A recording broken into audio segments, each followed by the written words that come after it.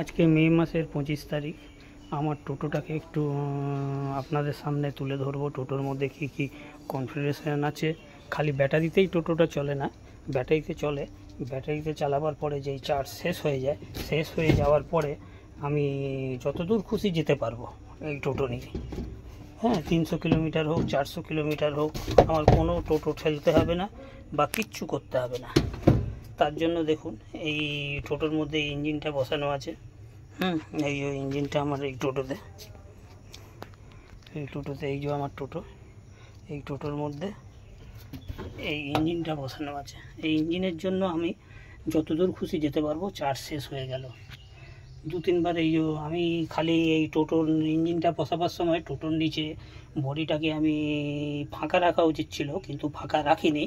পুরো জাম বলে হিট হয় বলে আমি ওই পাখাগুলো বসিয়েছি যেন ঠান্ডা থাকে। আর এই যে এইখান থেকে দেখতে পাচ্ছেন, এখান থেকে এসি থেকে ডিসি হয়ে দুটো তার এইখান থেকে এই দুটো তার এই তলা দিয়ে চলে যাচ্ছে ব্যাটারিতে। ইঞ্জিনটা যখন চালু হবে, চালু হলে ব্যাটারি চার্জ হবে। এবার আমি যতদূর খুশি 500-700 যতদূর খুশি যেতে পারবো, গাড়ি আর ঠেলতে হবে না। যখনই আমার দেখবো ব্যাটারি 1 নম্বর, ব্যাটারির দাগ 1 নম্বরে চলে এসছে বা নীল হয়ে আসছে, তখনই আমি এই সবুজ সুইচটা অন করলেই ইঞ্জিন অন হয়ে যাবে, লালটা অফ হবে। আর আমার এই হচ্ছে পেট্রোল ট্যাঙ্কি। আর একটা জিনিস আপনাদের দেখাচ্ছি, যদি মনে করেন আপনার লোড বেশি, গাড়ি টানতে অসুবিধা হবে, তখন এইটা হচ্ছে পিক আপ। এদিকে ডান দিকে কমিয়ে দিলে সাউন্ড কমে যাবে, ইঞ্জিনের সাউন্ড কমে যাবে, এবং যত বাড়াবেন তত আপনার ব্যাটারি তাড়াতাড়ি চার্জ হবে। আপনি 700-800 মাল বোঝাই করে আপনি গাড়ি যতদূর খুশি নিয়ে যেতে পারবেন। আর একটা জিনিস ভুল হয়ে গেছে আমার, এই যে আমার ইঞ্জিনের সঙ্গে সাইলেন্সার পাইপ এই নিচে ফুটো করে আমি ধোঁয়াটা বার করে দিচ্ছি, সেই জন্য এর সাউন্ডটা এখন বেশি আছে।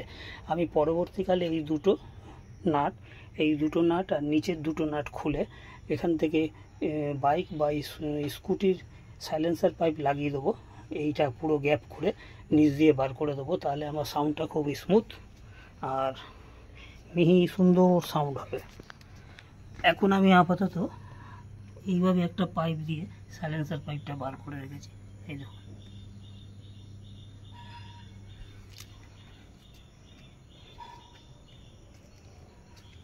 এই হচ্ছে আমার টোটো।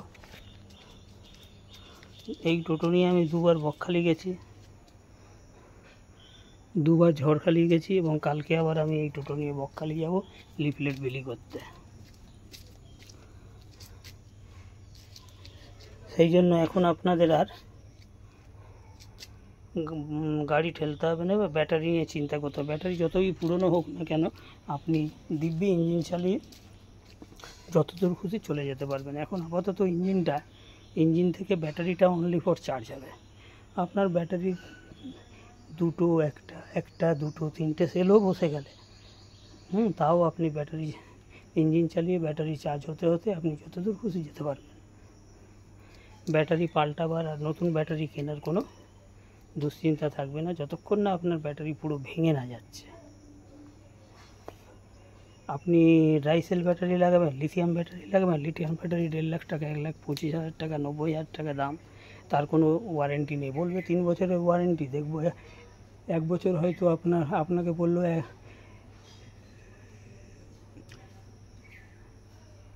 মাইলেজ দেবে 140, হয়তো 5 মাস দিল, তারপরে দেখবো মাইলেজ দিচ্ছে 90, তারপরে 70, তারপরে 50, তারপরে 40।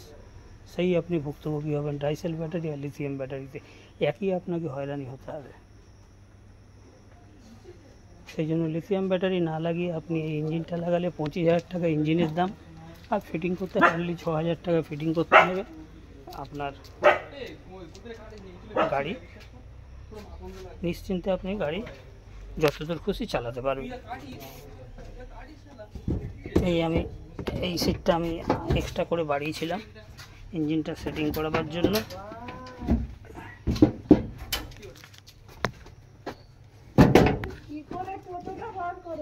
কেন